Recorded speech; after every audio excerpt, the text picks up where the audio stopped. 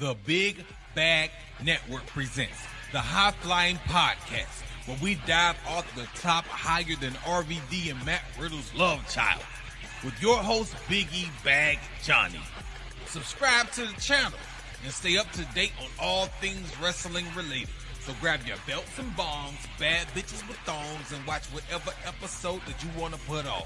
It's the High Flying Podcast with Biggie Bag Johnny. Let's go.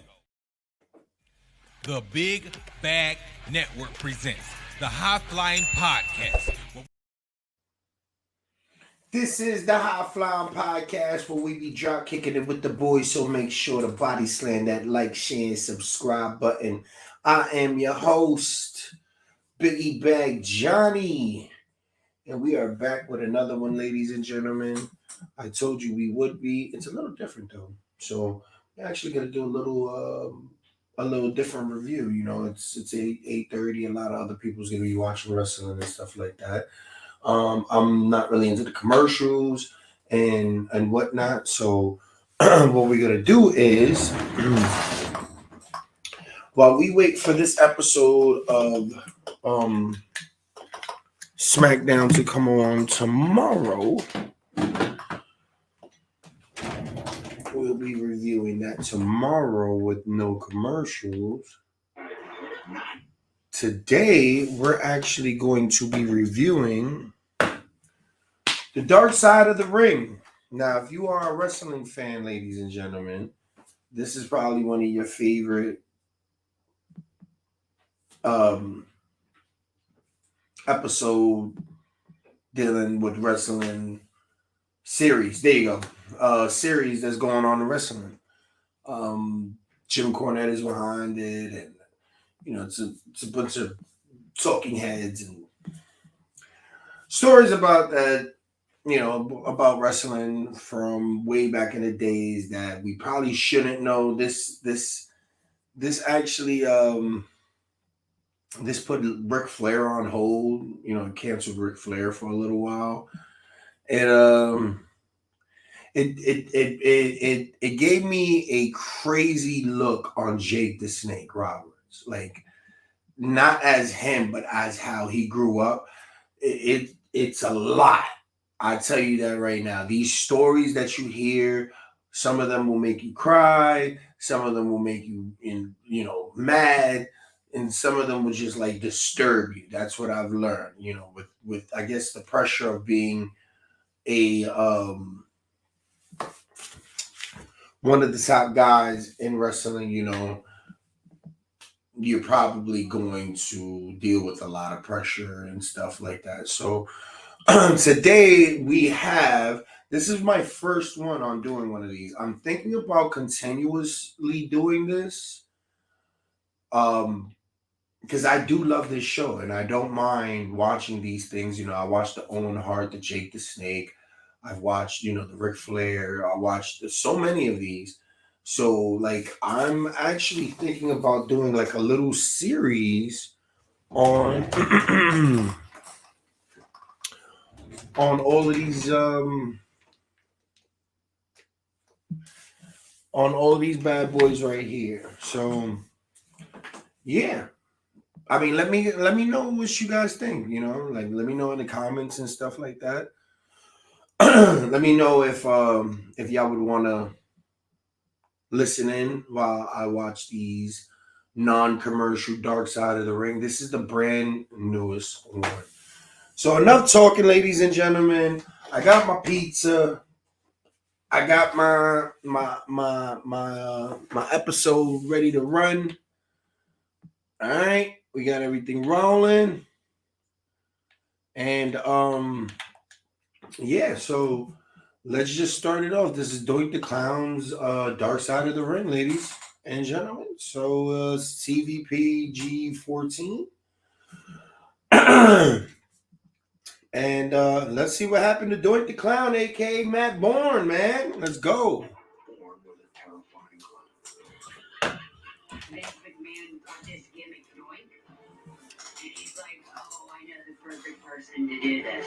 And he told Matt, you're going to make this character work for me. And, I mean, look what he did. Why make children cry? What does that get you? was a maniac. Maniac Matt was a very fitting name. Maniac Matt Born.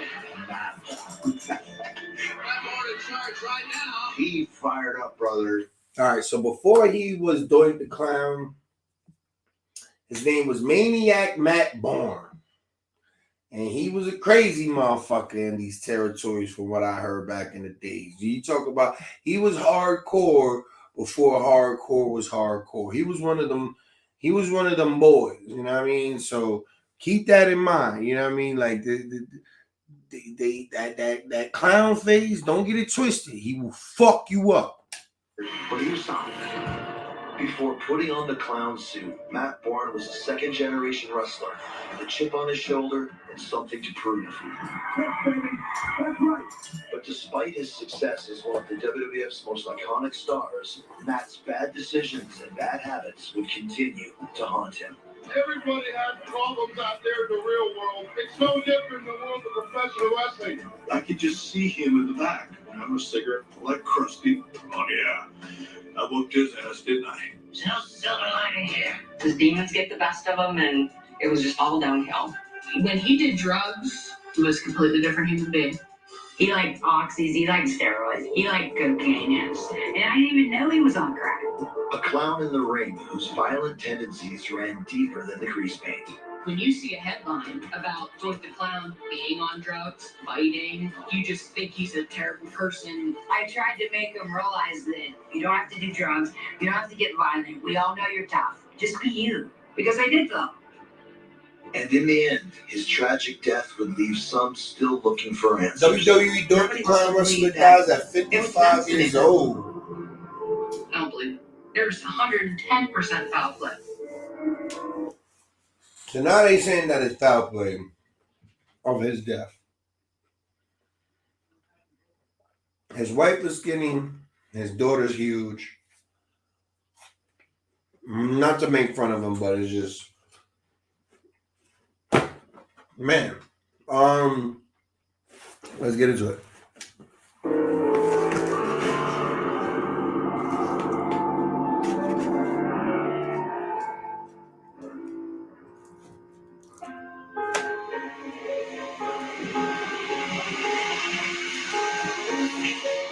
In 2012 in Arkansas.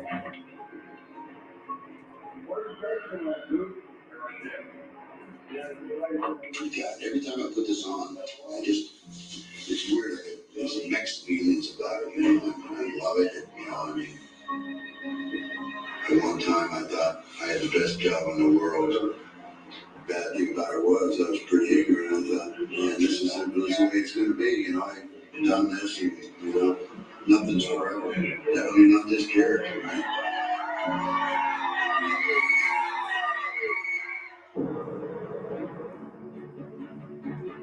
27 years early. Crowd history, 1.2 million. Nobody wants to lose in front of that many people. Absolutely. Let's go to WrestleMania 1. Do you know who fought Ricky Steamboat? It was my dad, wasn't it?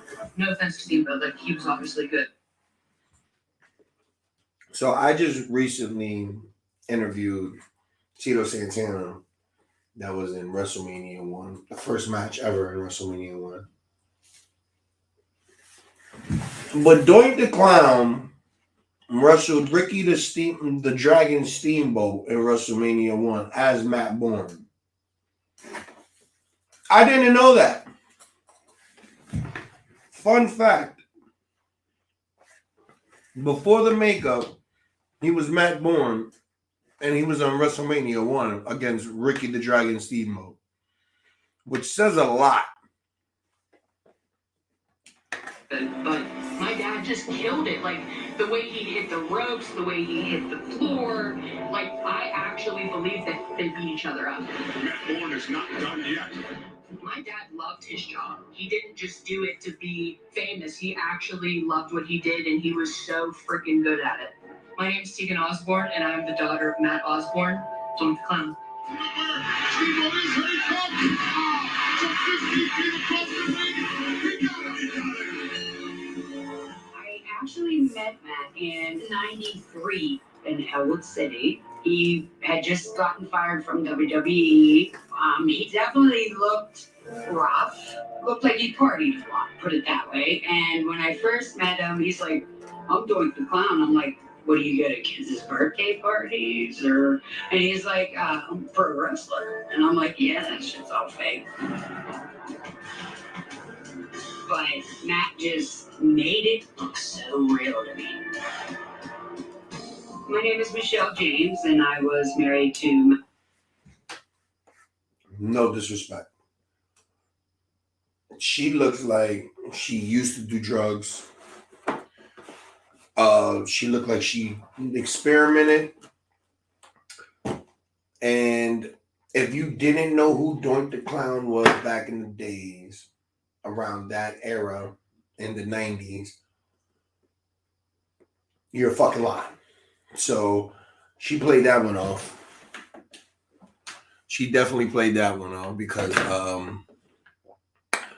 you know what I'm talking about? Like, yeah, you know who Doink, you know who Doink is. Stop playing. My bad. I'm just saying. Matt Osborne until his death. We weren't together, but we were friends. And we have 2 kids. You know, the other women that married him obviously for the money. I didn't. Like, I loved this man. I really did. He was 37. I was 21. So my first impressions were, well, this guy's old. But he was still good at it. Here's Barnes. Matt was hugely influential, not just to me, but by extension, anyone who ever saw my work and liked it is in a way admiring the work of Matt Bourne. My name is Mick Foley. I'm going to be stopping this periodically. Now, here's the thing. This is not the first person that is legendary status that has said that this man, Doink the Clown, a.k.a. Matt Bourne, has been an influence on their character. This is Mick Foley, hardcore legend. Bray Wyatt, Undertaker, all of these people tell you that people like Doink and Jake and all of these people, all these dark personas came from these people. And as you listen to these people's story, this is why we're watching this right now, man. But just to know that Doink the Clown influenced, and just watching these clips right now, influenced Mick Foley in his whole fighting. Oh, man, that's amazing. 3-time WWE champion, known as the Hardcore Legend, and Matt Bourne was a colleague and friend of mine. I saw in him what I hope to one day be. You don't just play a character, you inhabit the character. You had to believe it yourself. He was a second-generation wrestler. That respect had been instilled in him by his dad, Tough Tony Bourne.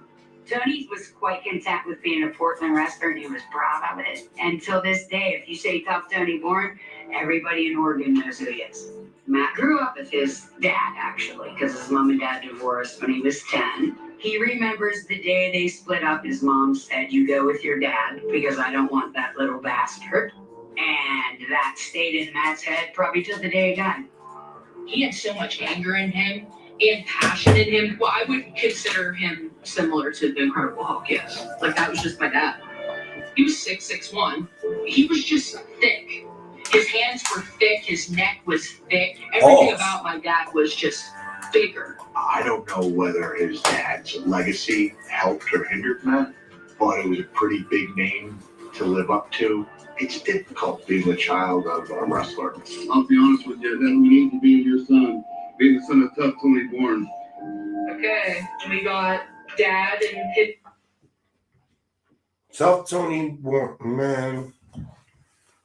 His dad. Tough Tony Bourne and Matt Bourne. Yep. 2 legends that are no longer here, but... This is one of my favorite pictures because he just looks happy. Matt was solid. He was of an era where you laid it in and you made people believe. Matt made you work in the ring. The term that's come to my mind is whirling dervish. He sold pain differently, and he was in constant motion. Well, I certainly think Matt's father had an influence on making Matt tough. My name is Dr. Tom Pritchard, and I first met Matt Bourne in the early 1980s. Tommy Pritchard! Matt could be abrasive. He could be confrontational. he could be out of his mind. We were both young in the business back then, but Matt had grown up and he learned a lot of it through his father, but his father came up through the ranks where these guys were even more insane. So Matt's learning from his dad how to handle conflict, and not everybody would appreciate that. But I don't think any father could be any prouder of his son than I am of mine. So he got mommy issues. He made daddy proud. He's a second generation wrestler. So he has some pressure on him. It's starting to get dark already, ladies and gentlemen. Mommy issues are never good. Never good. I'm just saying. After establishing himself in Portland, Matt begins a tour of the territories that make up the wrestling world, building a name and reputation across the country. Matt Bourne did the regional territories. Introducing Matt Bourne. And he got over everywhere he did it. He got over in Portland. Tony Bourne and Matt Bourne. He got over in Texas. Texas heavyweight champion Matt Bourne. He got over in Carolinas. Well, first off, I got to say, Matt Bourne and I, from the time I met him, did not get along. He was a bully, in my opinion. Oh, hey, folks, I'm WWE Hall of Famer Hacksaw Jim Duggan from the Golden Age of Wrestling. Mid-South at that time was a snake pit of tough guys. And back then, six-man tags were pretty big. The Freebirds were really... So right now, I think they said they're in Mid-South, one of the territories before WWE came and took over for real. One of the lies. Him and had Sergeant Duggan, not friends. Noted. really, really hot. Of course, the Von Erichs were hot. So Bill Watts decided to put together a six-man tag. And, of course, he had two second-generation guys with Matt Bourne and DiBiase, and he obviously saw something in me and put me with those guys who were already pretty established and formed the Rat Pack. What's wrong? We're the Rat Pack, man. Every night you're throwing punches, you're blocking punches, you're getting potatoed. We weren't the baby face heels or the crybaby heels. We were the kick butt heels. It's busted loose again. All three were incredible performers, incredible workers. Though they didn't have a chance against us. Matt seemed to have a lot going for him, but he was always fighting those demons. This Bourne is a very aggressive wrestler. Oh, beautiful suplex! I only knew Matt Bourne through reputation. Hi, this is B. Brian Blair, a retired professional wrestler. I heard that Matt was a product of the Portland territory. That's about all I knew about Matt. Until we had met in this bar. The place was packed, full of the boys. And Matt comes up to me, Matt Bourne now, he's new in the territory, and he comes up to me and he says, "Hey, why are you messing with my girl?" I looked at Matt and I said, "I'm not messing with your girl, Matt. I don't have a girlfriend here. I don't know what you're talking about." And he seemed like he was a little, jacked up, just very big eyes. And I kind of think that Matt wanted to establish himself as a tough guy. And he thought that I was going to be the guy that he was going to establish himself on.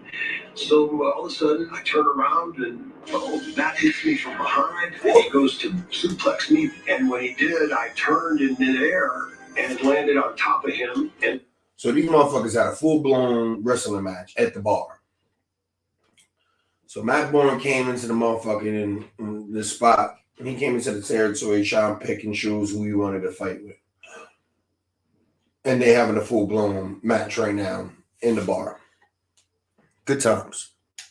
And when I was on top of Matt, he grabbed my ears and he's pulling my head down. He's got his teeth wide open. I can still see his teeth. He's getting ready to bite my nose. And as he goes to bite my nose, I saw his lip sticking out, so I went down and bit his bottom lip right off and bit his lip off.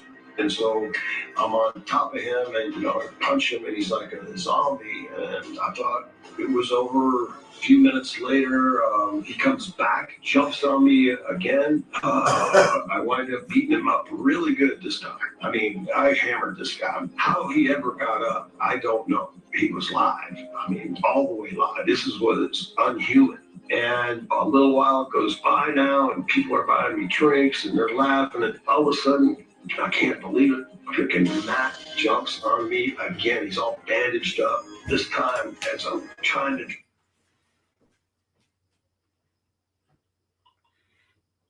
That was crack cocaine, my brother. That was that pin shit. That was that pure 80s, 84. He had that good shit in him. He might have had a couple beers, maybe a shot or two. I would have left once a motherfucker tried to... Listen, why are you still in the bar after you bit a motherfucker's lip off? That's what I'm okay. I get into a fight, I'm out. That's what, as soon as the fight is happening, it's done. The moment we are separate, I'm gone. Then the motherfucker comes again, and then you beat his ass. I get it, you feeling yourself, they buying you drinks and shit. First of all, you bit the nigga lip off. All right, you was Tyson before Tyson was Tyson. All right, my guy, you biting motherfuckers' lips off at the bar. You lucky he didn't shoot your ass. So give it a Doink the Clown for being a real nigga by keeping it 1,000 and going straight up with the hands on that crack cocaine. Because let me tell you something, a nigga bite my lip off, I'm shooting him. I'm just saying, man. Drag him towards the door. He hooked my right leg somehow, and I fell forward. And as I fell forward, I felt him on my back, and then I felt a hand like reaching for my eyeball. Let me just say something. I fought a couple crackheads in my life. A crackhead knows he can't beat you, so he's gonna beat you in every dirty way he can. The one way you know a crackhead is a crackhead and you don't want to fuck with this crackhead is after you beat his ass, he keep coming back. But after you beat his ass and he comes back the last time and he tries to like gouge your eyes. First of all, the motherfucker try to bite your nose. I'm not fucking with you, bro. But there's a clear sign of a crackhead in fight mode, but back against the wall, eye gouging. Crack cocaine user.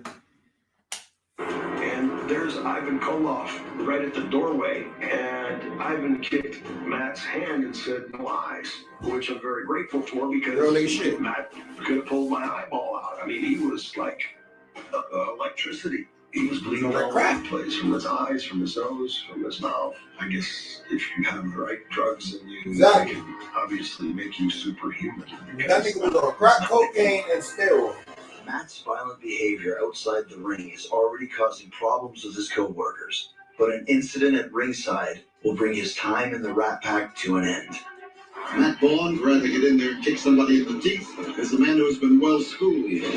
There was Monroe, Louisiana coming out of the ring, and again, I'm 280 pounds, I'm jacked up, I'm pushing 505 on the bench, I'm blowing up, I'm blowing snot and steam and sweat. I'm coming out of the ring, I just got done kicking butt. I'm going through the crowd, boom, I get popped. We're bad guys. People didn't like us back then, brother. They hated us, Boom, I popped the guy right back. He went down, I kept on going. But when he went down, Matt put a boot to him. Broke his right front orbital lobe. God damn. I kicked him So let me tell you something. Alright, so as a fan, I get it, y'all get into it and stuff like that. And maybe some people do it for the clout. Wrestlers, if y'all want to call it fake, whatever, that's cool. All right. Wrestlers have all rights to beat the fuck out of you if you're a fan and you cross that line, and they're going to get away with it 95.2% of the time. So just to save yourself the embarrassment, the ass whoop, because you're going to get attacked by the whole staff. If you ever watch the rundown, you got officials, the actual people, you got motherfuckers running down with chairs and everything. You're gonna get the full effect of wrestling. You're gonna make sure, they're gonna make sure when you leave that motherfucking place, that you're gonna make sure to know that wrestling is not fucking fake. They might be pussy, but they're not gonna be pussy with you. And I know for a fact that in the 80s, early 90s, that whenever you jump that barricade and you put hands on one of them wrestlers, you was gonna get that work, bull. You was gonna get that work. So I believe that this man field goated this other man's eye the fuck out of the socket. Yes, the fuck I do. Yep, he did it. I believe it. Or his eyeball fell out. Boom.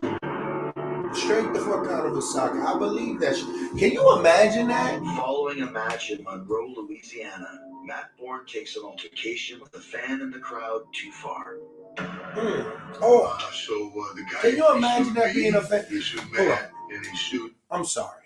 Can you imagine being a fan and you're so mad that your favorite wrestler lost and you had the chance to punch this fucking character that you think is just a character that there's no fucking possible way that he's gonna hit you back, and then you wake up in the fucking hospital with one eye.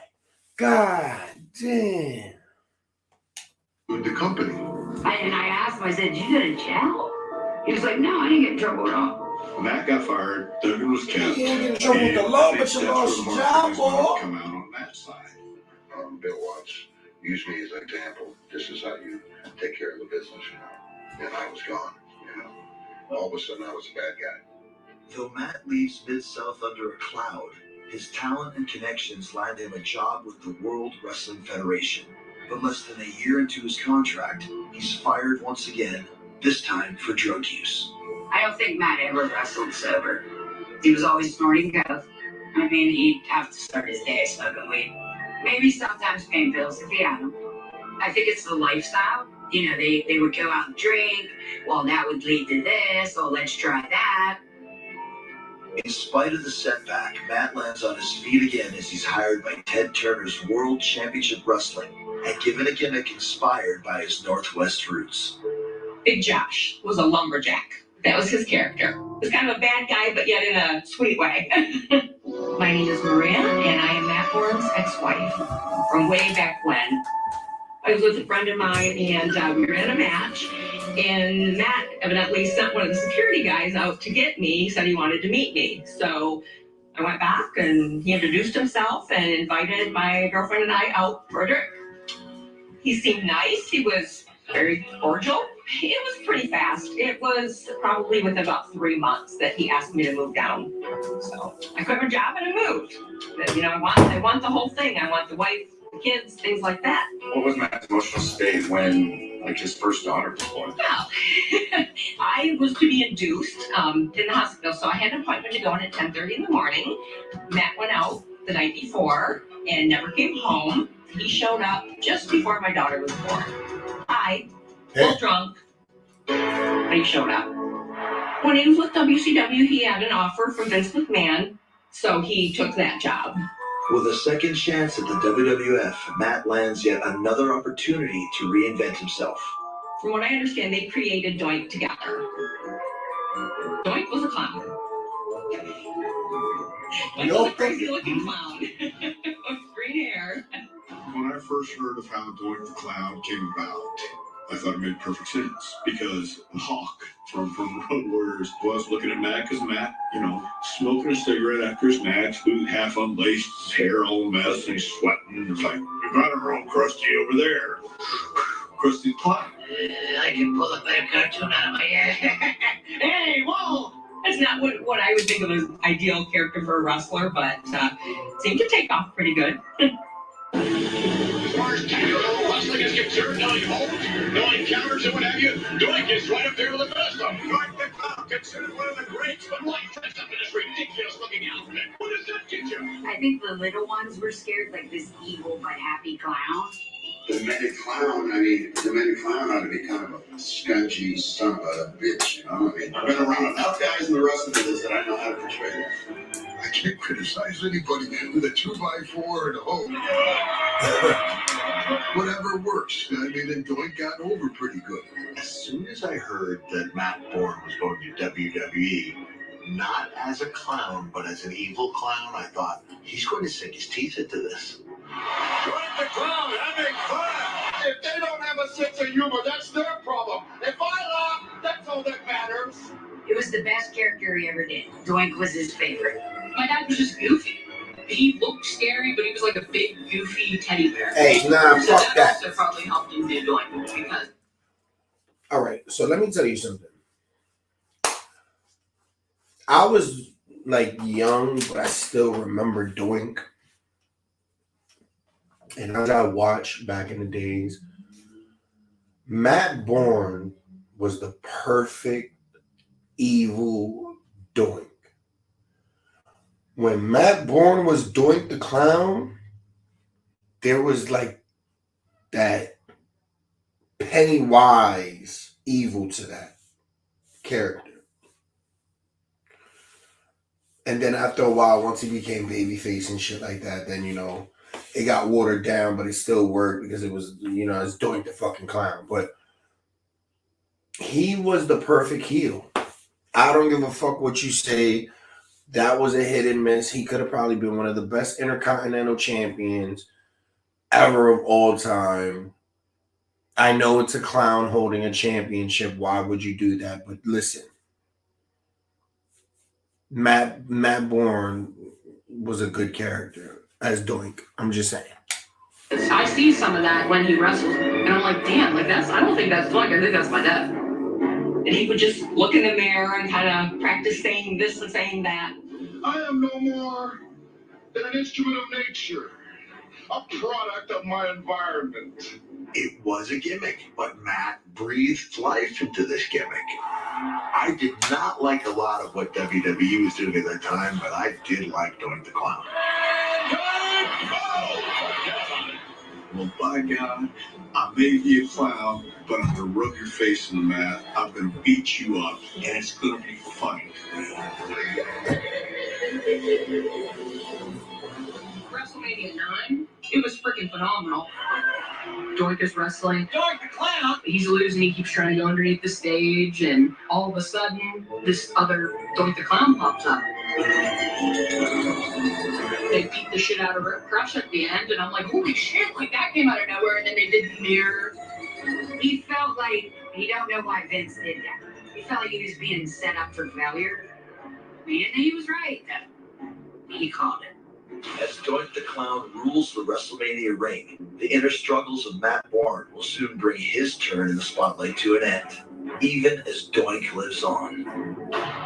As Matt Bourne enjoys the highest levels of wrestling fame, his demons threaten to destroy everything he's worked to create.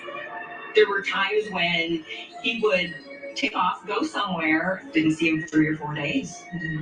It happened a lot. He was fired for drug abuse. He tested dirty and Vince let him go. Matt tried to blame everyone else except himself for that, but I wasn't surprised. We're staying in Boston and smoking some weed in the hotel, and I was fired. Period. Why was I doing the drugs? That's what I did. That's what addicts do. As he would tell it, he lost his job and I left him because he no longer had his job, but that wasn't the case.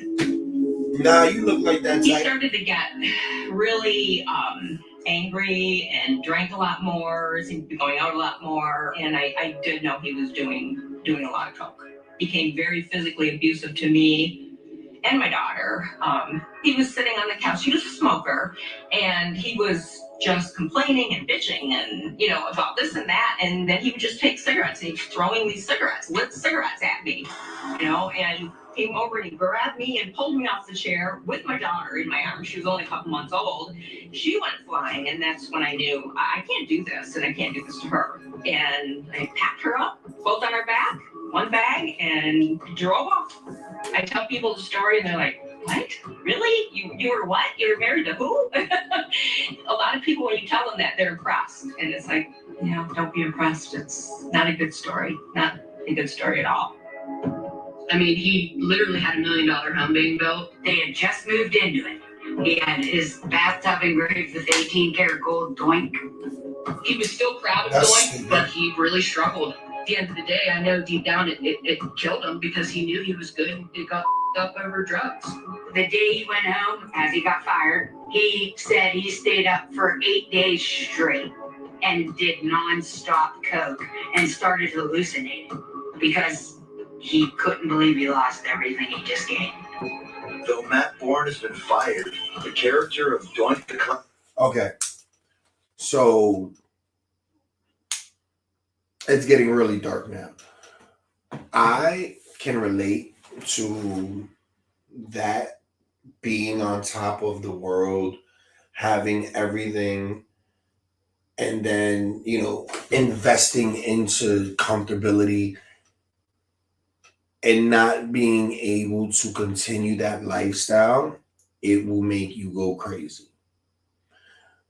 If you are going to live a certain lifestyle, you have to maintain and invest in some type of way where you're going to continue making money for that lifestyle. You can't be smoking ounces and ounces of weed if you don't have that type of money, or you live a certain type of way in a house and you don't. Listen, man, I've been there.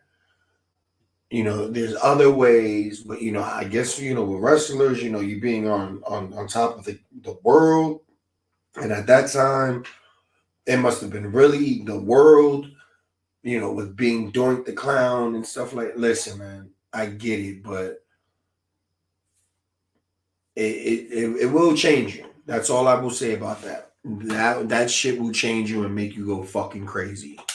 Clown makes his return at the very next show. Only this time, there's another wrestler under the grease paint. A character cannot usually be readily replaced.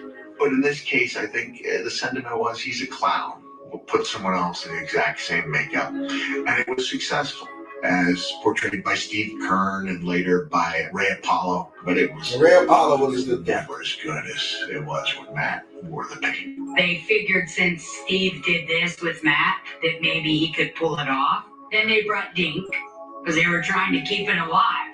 I mean, Doink the Clown and Dink, they were mainstays. You can stick anybody in a Doink suit, and it's a great character that way. So Matt came and gone, and a lot of folks don't even realize he came and gone. And that's when he went way down. How he came to Elwood City, I don't know because it's such a small town, but it was meant to be. That's where he met my mom. He worked for the telemarketing company right around the corner. He went from a millionaire to us, just making a weekly check, and it didn't work with him up there. No, I can't. He had some issues, with his alcohol and his drug addiction, which he didn't do in front of me, but I still knew there was something weird about him, right? He paid the rent, he paid the bills. He didn't want me working. He didn't want me socializing. Not too many men talked to me, put it that way. And that's the way Matt wanted it. He knew what he was doing. One night we were at a bar, and my ex-boyfriend ended up walking in and came up and spit on me for some reason. And I saw Matt coming at him, and I'm like, dude, you need to run.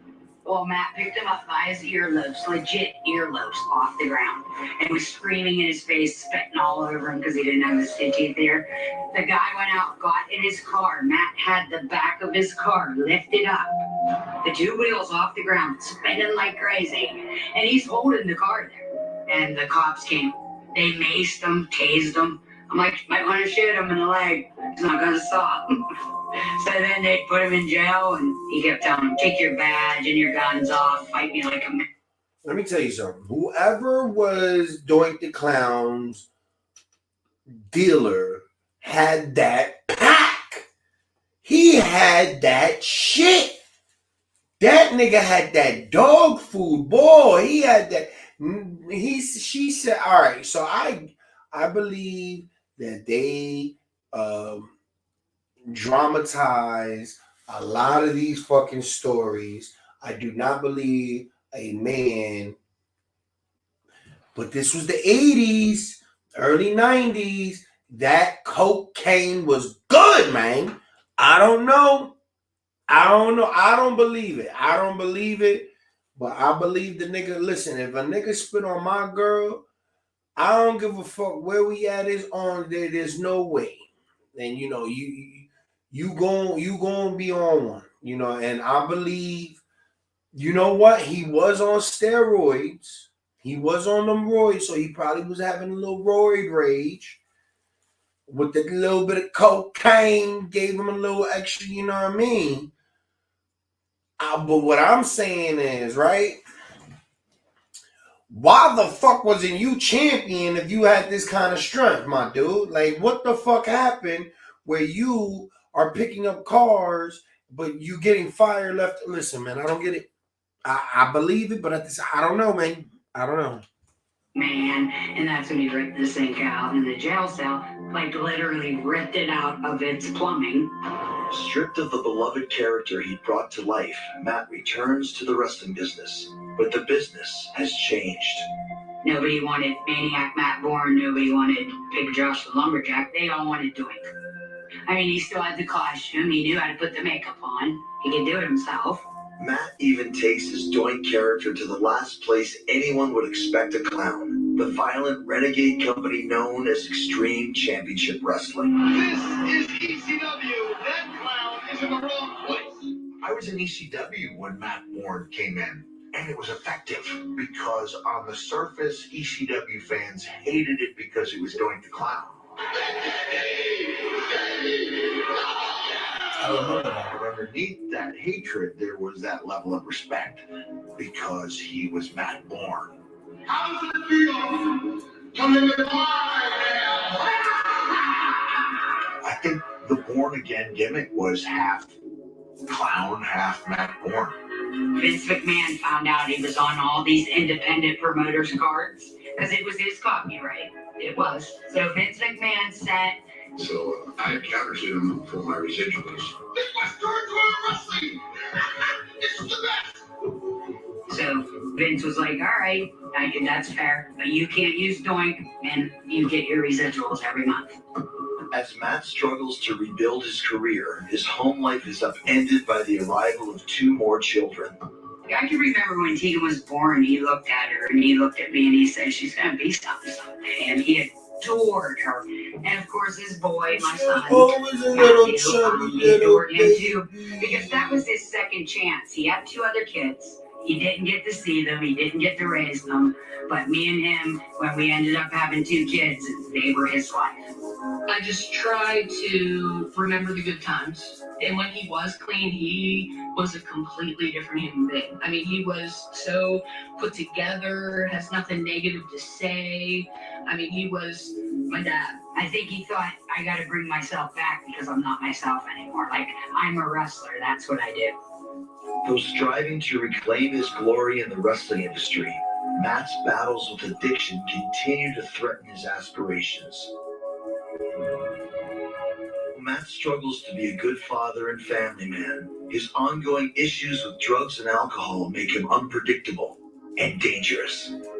He went and got clean a few times, and I stood by his side the whole time because everybody else just washed him away like he was nothing. If he was on too much drugs or too much alcohol, he would just get very violent, mean, and be crazy. If I could be upstairs sleeping with my son, he'd be like, why were you out tonight with so-and-so? I'm like, what? I thought, this guy needs help. Like, I just can't turn my back on him. He got me one time, super good. He went to the gym. He would go to the gym for like 2-3 hours a day. So I was just reading the newspaper on our couch. He walked up the steps, accused me of cheating on him. The next I know, I'm in the hospital. He beat me up real good. I couldn't see for 2 weeks. My eyeballs were shut. He broke my nose. Damn. And yes, you're probably going to say, why did you go back with him? Down in my heart, like the next day he saw me after he got out of jail. He was like, what happened to your face? Did I do that? He literally don't remember any of it. Nah, He's but you remember, truly sorry. you was just a bad bitch. And I Dumb forgave bad him. bitch. As Matt's drug use becomes even more extreme, his downward spiral intensifies. And my mom thought, he loved to drink. And when he drank, he said some really effed up shit. Finally, one day, I don't know what it was, I grabbed both their hands. I said, man, I can't do this anymore. I have been here through thick and thin with you. I said, I'm not taking anything with me. I am done. She hurried up, packed the bag. She was scared. I remember her being so scared. And I walked out the door and he didn't come after me because I thought he was going to. I thought, Jesus, if this is going to be the day, he's going to kill me. And he went, I understand. And he let me go. It takes a lot of balls to leave somebody like that when they don't have the ability to get clean or get better. Strung out and landing at rock bottom, Matt's behavior in the ring becomes as unpredictable as his behavior at home. When Matt didn't like you, it was a wrap. And he's not going to let it go. Like, he's that type of person to not let anything go. We're up in White Plains, New York, and I look at the board. I'm working with Matt. Oh, cool. Hey, Matt, how's it going? He goes, well, actually, how about I come out, I hit you with a chair. You hit me with a 2x4. I'm like, Matt, there's 100 people out there, brother. I'll come out cheer USA. We'll have a nice walk and talk. Jim had something he did that was and still is effective, and Matt wanted more. Just so happens that my opponent tonight, we go way back. Long story short, we're in the ring, and he gave me a nut shot. All right, gentlemen. Tried to hurt me. Axel, go to work. It's a shoot. So I rolled up, I pushed him in the corner, and I'm asking him, you want to work or you want to shoot, brother? He rolls out of the ring and grabs a chair. Well, I got my 2x4. So I tell the referee, I said, tell him we'll finish it in the dressing room like you're supposed to do. So I wait. No, Matt. He came out of the ring, went right out the fire exit, got in his car and left. It was pre-planned attack. You have to make a real attempt at not liking Hacksaw Jim Duggan. He's not a divisive personality in our business. Like, everybody looks at Jim Duggan. Like, for him to make that move for 30 years after the incident, that's carrying a grudge. Damn. By 2013, Matt has moved to Plano, Texas, where he lives with a new girlfriend. I met Matt in 1988-89, and I was actually me, Nurse Cratchit. Here comes Nurse Cratchit. That would just, bing him with my weight plan, knock him out. My name is Connie Cook, and I was Matt Bourne's girlfriend. He was crazy.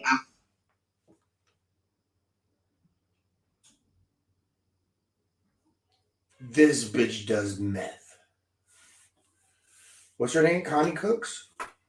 Cooks methadone and smokes it. Mixed with crack, weed, dope, soft, hard, everything. She's into a little bit of everything, and they lived in a trailer park. For sure. I'm just saying. I was crazy, and we just hit it off. 2011, he found me on Facebook. Then he just never left my side. I loved him, and I wanted to make it work. That's why I moved to Texas. Some days it was good, some days it wasn't. After I moved to Texas, I was stressing about my mom. She was very sick, and he took care of my mom. He cooked for her. He gave her medicine. I knew he had my back, and I definitely had his. It was June of 2013, and I was getting up for softball practice. My mom texted me and said, I think your dad's dead, because we saw it on TMZ. My mom said she called my dad's cell phone, and Connie answered the phone. She was like crying hysterically. My mom said, what the happened, Connie? I said, Connie, do not tell me he's dead. I know Connie killed my dad. I will never not think that she didn't. She took did. him away She from me, and smoked back with him and survived, motherfucker. What she do? Michelle and Tegan are shocked to learn that Matt has passed. Tragic news confirmed by a phone call with Matt's girlfriend, Connie Cook. I said, okay, so like, what happened? She goes, well, he stole all my mom's trucks.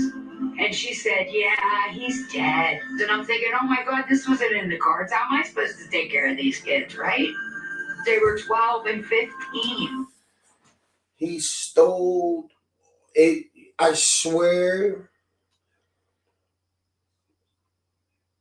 All right, because like I said, all right. Him being so nice to her moms, I was thinking he was in her meds. You know what I mean? Like, there's no way that this man is taking care of some old ass lady, his mother-in-law. And I knew it had to be something with him, like dipping into her meds or something like that. I knew it as soon as they said it. As soon as they fucking said it, I knew it.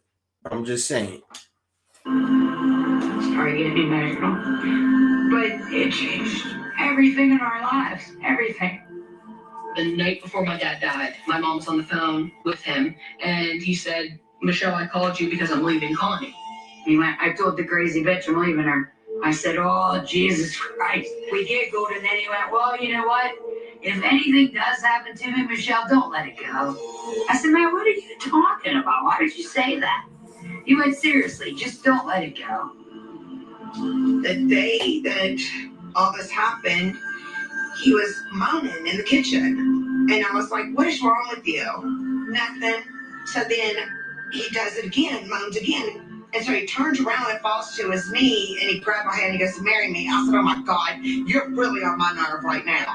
I think he might have been having a heart attack and he just wouldn't tell me. And he wore glasses. And so he was like, Connie, I can't find my glasses. So I go retrace the steps, kitchen, my mom's bedroom. Well, I noticed that one of the bottles was moved.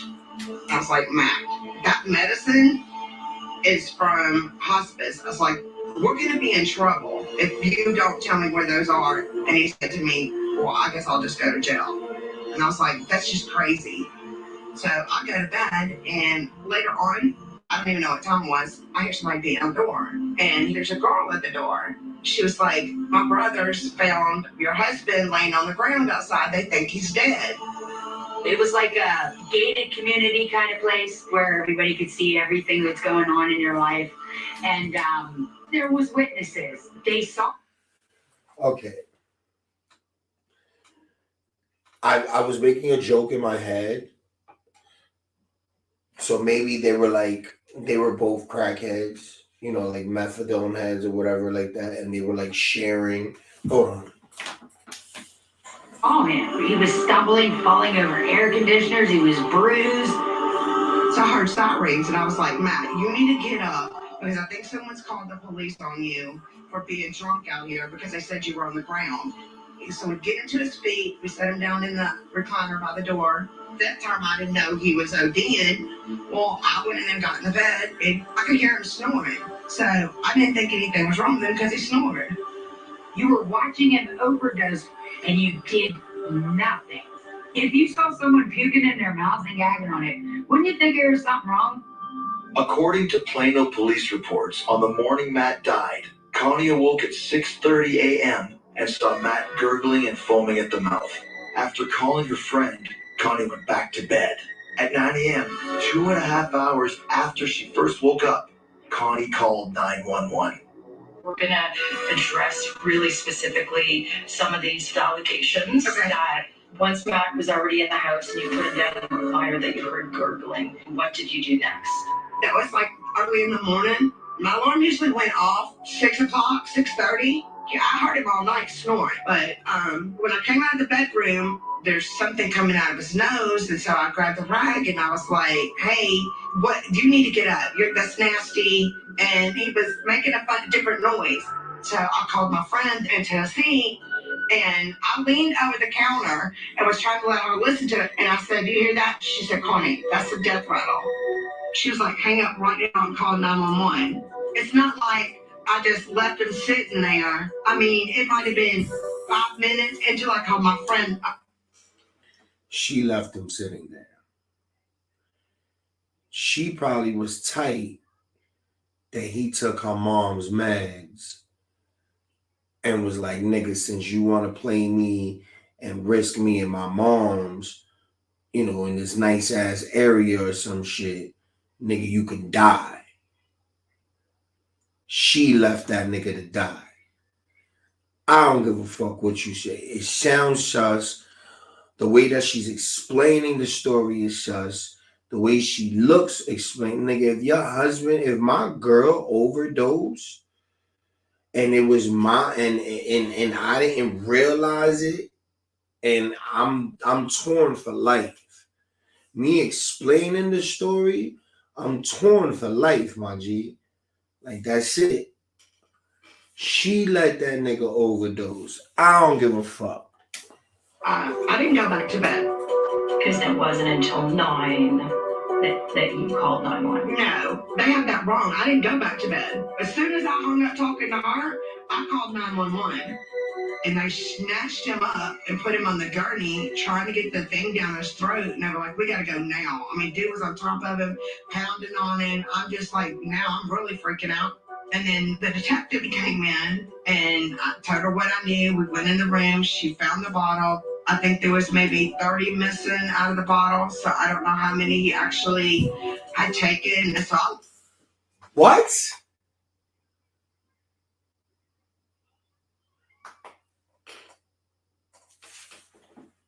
Left and went to the hospital and went and saw him, and so I'm screaming at Matt to get up, and then they were trying to make me leave, and I literally wouldn't leave the room with him, on top of him, pounding on him. Right now I'm calling 911. It's not like I just left him sitting there. I mean, it might have been 5 minutes until I called my friend. I didn't go back to bed. Because it wasn't until 9 that you called 911. No, they have that wrong. I didn't go back to bed. As soon as I hung up talking to her, I called 911. And they snatched him up and put him on the gurney, trying to get the thing down his throat. And they were like, we got to go now. I mean, dude was on top of him, pounding on him. I'm just like, now I'm really freaking out. And then the detective came in and I told her what I knew. We went in the room. She found the bottle. I think there was maybe 30 missing out of the bottle. So I don't know how many he actually had taken. So I left and went to the hospital and went and saw him. And so I'm screaming at Matt to get up. And then they were trying to make me leave. And I literally wouldn't leave the room because they were trying to put him in the dark. And Matt hated the dark. What was the official cause of Matt's death? Overdose of hydrocodone and morphine and enlarged heart. Connie believes Matt's heart issues were a secret he had kept for a very long time.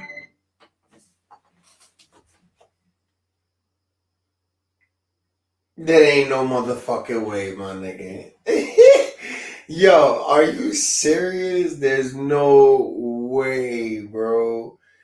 That was a good, like, yo, that was the greatest cover up ever.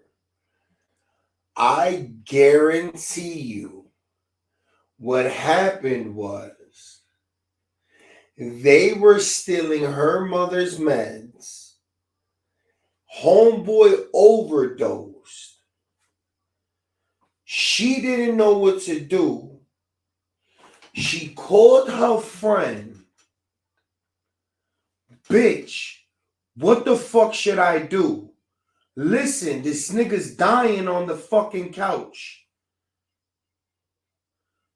Bitch, go back to bed and then wake up and then call the cops and tell them that you seen him and he was snoring and he was acting normal. You didn't know, and then, you know, leave the pill bottle in his room. And yeah, Bro, that shit sounds When wild. he was in WWF, he went to the hospital because he was having, I guess, chest pains. And so they hooked him up to a EKG machine. I think they wanted to do something, but Matt never did. And then when he passed away, I called the coroner's office to find out exactly, what they found out. His heart was 6 times the normal size. And I was like, what does that mean? They were like, sepsis, abuse, stress. I think he worried about it, but he just didn't tell nobody about it. I called the ambulance when I realized that there was something wrong with him. I did everything to help him. With his backstory, he has a track record for being on drugs. On his death certificate, it was accidental overdose. Of course, it's easy to put that down because of who he was. But when I hung up with him, she was about to bring him out a drink. He probably got a thing of Crown. She mixed some liquid morphine in there, and he's probably up out of his mind. And he sat on the recliner. He laid there and died all night. He was foaming out the mouth. I'm confused. Why'd you wait all night to call 911? There was foul play. I'm just flabbergasted that someone would even think that of me. I feel horrible. I'm horrified that child would think that. The allegations are crazy. They're not true. I did not kill him. I did not put anything in his drink. I love him. I still love him to this day.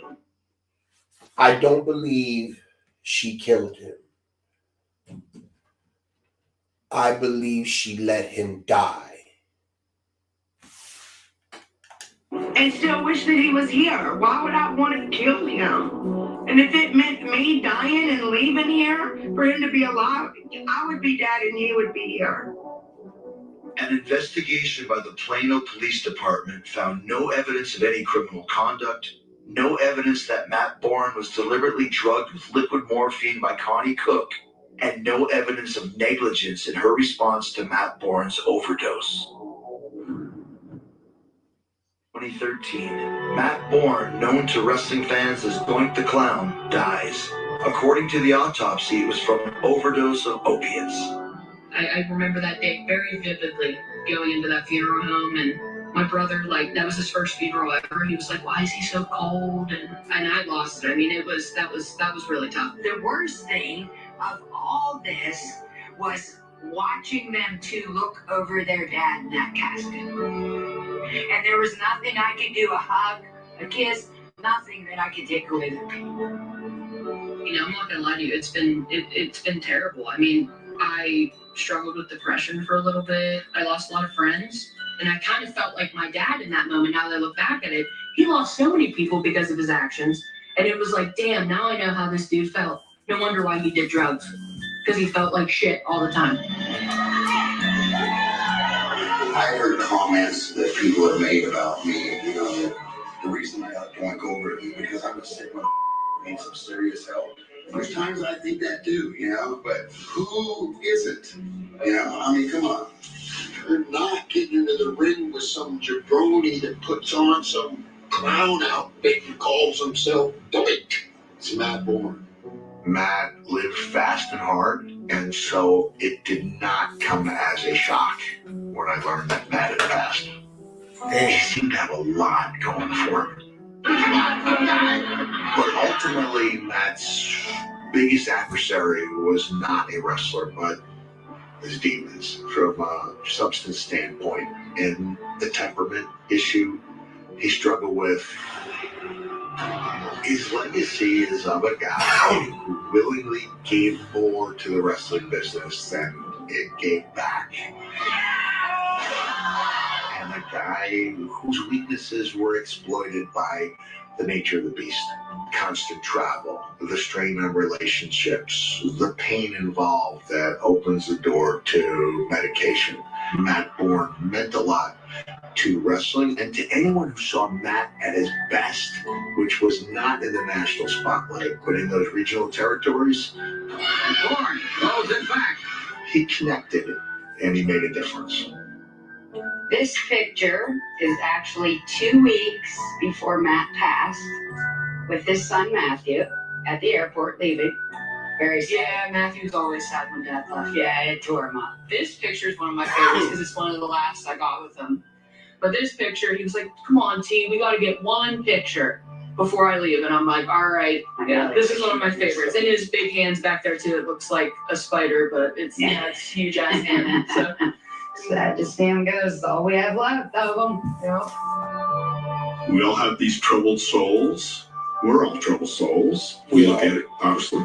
But Matt had talent. Matt had a legacy. He made Doink the Clown bigger than it ever should have been. And that gets covered up by some of his transgressions outside the ring. From time to time, when Matt had a few drinks, he would open up about the pain of being an absentee dad. And I really think that bothered Matt. Yeah, he had a lot of regrets about marriages, about his kids, and I've seen that firsthand. I never gave up on him through all that bad stuff we did go through. I knew he was a good person. The horrible things that my kids read about their dad, just Doink was a drug addict, he was a piece of shit, washed up wrestler, that he was not that. Yes, he did do his share of drugs, and he did make mistakes, just like every other human being. But I just want people to know that that's not what he was. I want him to be remembered as a great father. He wanted to raise those two kids. I miss them, not gonna lie, but they miss them way more. one thing my mom always told me, she's like, well, Tegan, when you were born, your dad said, she's gonna be something someday. And every time my mom says that, it makes me feel like he's still here a little bit. And I'm like, I mean, I'm not no Doink the Clown. I'm not no famous wrestler, but when I graduated college, I graduated with almost a 4.0. I graduated magna cum laude, took these CPA exams that were so hard, got a job right out of college. I'm a certified public accountant.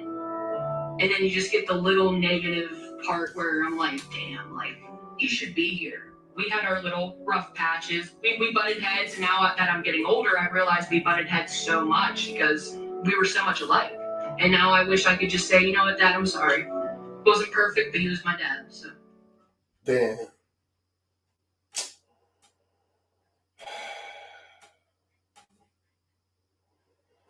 This is why I love these things, man. I fucking love Darkside of the Ring, man. It's so...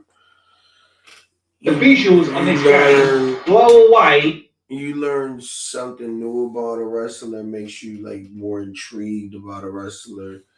You know, everybody was probably, into Doink because, some people might get turned off from it, like the Ric Flair, but I like these make me understand and appreciate what wrestlers do for us.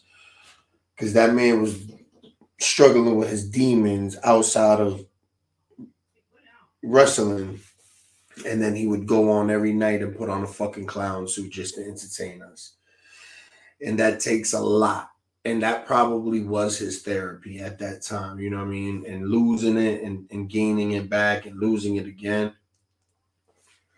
I've been in that boat, and it takes a toll on you and everything, but I'm not gonna lie, guys, this one was a good one. And I'm definitely thinking about doing a series of this Darkside of the Ring review. I'm going to see if I can actually stream it at the same time. You know what I mean? Because nobody really wants to do all the commercials and all of that. So maybe we could watch together. But this is the first one. Doink the Clown, Matt Bourne on the High Flying Podcast. I give it an 8 out of 10. I fucking love Darkside of the Ring. This one was definitely top 10 of, the series. I believe this is season 4. I think this is episode 4. So, we just going to do random ones. Hopefully you guys start tuning in. We could get some live chats. We get everything popping. But, this is the High Flying Podcast where we like to smoke weed, pop shit, and watch wrestling and pass the time. Even when it's a Friday night and we should be watching SmackDown. We don't really like commercials here at the Big Bag Network. We don't really like that here. So, and if it's a commercial, goddammit, it's going to be one of ours. And by the way, since I paid money for it, goddammit, let's motherfucking run one of the commercials that I paid money for, and it's horrible that I even paid money. I'm embarrassed to even say that I paid money for one of these bitches, but let's run one of them right now before I let you guys go. And yeah, just give me 1 second. The Big Bag Network presents the High Flying Podcast, where we dive off the top higher than RVD and Matt Riddle's love child, with your host Biggie Bag Johnny. Subscribe to the channel and stay up to date on all things wrestling related. So grab your belts and bongs, bad bitches with thongs, and watch whatever episode that you want to put on. It's the High Flying Podcast with Biggie Bag Johnny. Let's go.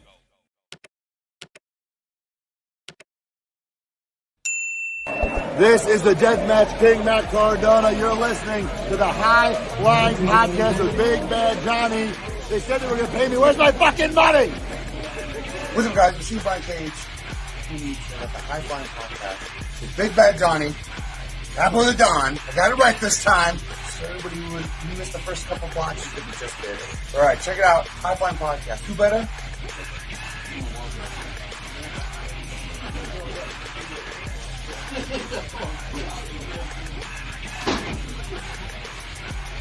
Thank you for all the doors that you opened up, so you got to bust through the window, you know what I mean? I appreciate it. When in 2004, Eddie Guerrero came up to me and thanked me for opening up the door for the Hispanics in WWF. That meant a lot to me when he told me that. Absolutely. Horrible. Anyways, guys, this is the High Flying Podcast. Just make sure to body slam that like, share, and subscribe button for me. Get these notifications going on. Hit me up on all platforms. I'm Biggie Bag Johnny. We got some food reviews coming. We got some Twitch reviews coming. We're actually going to go live at an event tomorrow with a bunch of the guys and enjoy our time. I can't wait for it. Again, this was the Darkside of the Ring with Doink the Clown, Matt Bourne, and 8 out of 10. Go watch it. Go check it out. It's definitely a must watch. I give it a good one. It's on Vice, guys. So let me know what you guys think in the comment section. I'm gonna get with you guys. All right. So you already know this right here was brought to you by your grandma.